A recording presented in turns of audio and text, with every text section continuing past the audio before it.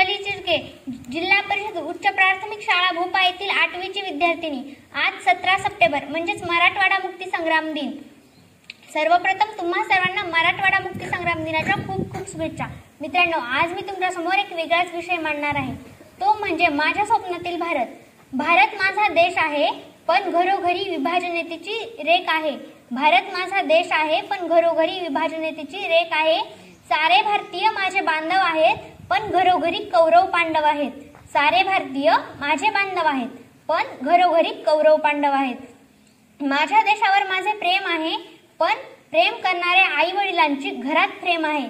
माझ्या देशावर माझे प्रेम आहे, पण प्रेम करणाऱ्या आई वडिलांची घरात प्रेम आहे। आपण म्हणतो खरे प्रतिज्ञा, पण कोणी घेतं का मनावर? आपण म्हणतो खरे प्रतिज्ञा, पण कोणी घेतं का मनावर? कारण ती शोभते पुस्तकाच्या पहिल्याच पानावर। कारण ती शोभते पुस्तकाच्या पहिल्याच पानावर। मित्रांनो, भारत या शब्दाचा अर्थ तरी काय? भा म्हणजे तेज आणि रथ म्हणजे रममान झालेला। तेजात रममान झालेला देश म्हणजे भारत देश। भारत म्हणजे एकता, भारत म्हणजे विचार, भारत म्हणजे संस्कृती, गौरवशाली इतिहासाचा, शौर्यशाली परंपरेचा साक्षीदार म्हणजे भारत। गौरवशाली इतिहासाचा, शौर्यशाली परंपरेचा साक्षीदार म्हणजे भारत। आपण जर आज पाहिलं तर 70% लोक आपल्या भावना व्यक्त करण्यासाठी सोशल मीडियाचा आधार घेतात।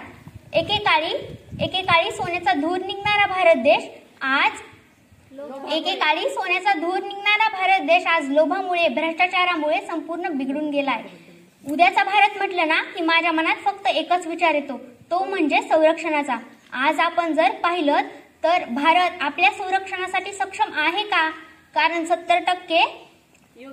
70% युद्ध साहित्य हे आपण बाहेरच्या देशातून मागवतो आणि फक्त 30% युद्ध साहित्य हे आपल्या देशात तयार केलं जातं। म्हणजेच आपल्याला आता युद्ध करण्यासाठी सुद्धा दुसऱ्यावर अवलंबून राहावं लागेल। तसेच प्रत्येक नागरिक साक्षरतेच्या छत्रछायेखाली असेल, कोणीही शिक्षणापासून वंचित राहणार नाही, असा असेल हा उद्याचा भारत। आणि आज ज्यासाठी सारा मराठा समाज रस्त्यावर आलाय तो म्हणजे मराठा आरक्षणासाठी। याचमुळे वादविवाद होतात, भांडणं होतात। म्हणूनच उद्याच्या भारतात जातीभेद केला जाणार नाही, विषमता नसेल, फक्त आणि फक्त समानताच असेल। आणि आता शेवटचा आणि महत्वाचा मुद्दा, ज्याशिवाय आपला उद्याचा भारत पूर्णच होऊ शकत नाही, तो म्हणजे भ्रष्टाचार। अहो त्या काळी कुणी केला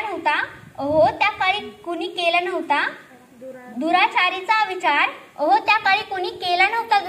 विचार, परंतु आज पावलोपावली चालतो आहे भ्रष्टाचार। असं कोणतंही क्षेत्र नाही की जिथे भ्रष्टाचार नाही। याच भ्रष्टाचारामुळे अनेक लोक फसतायत।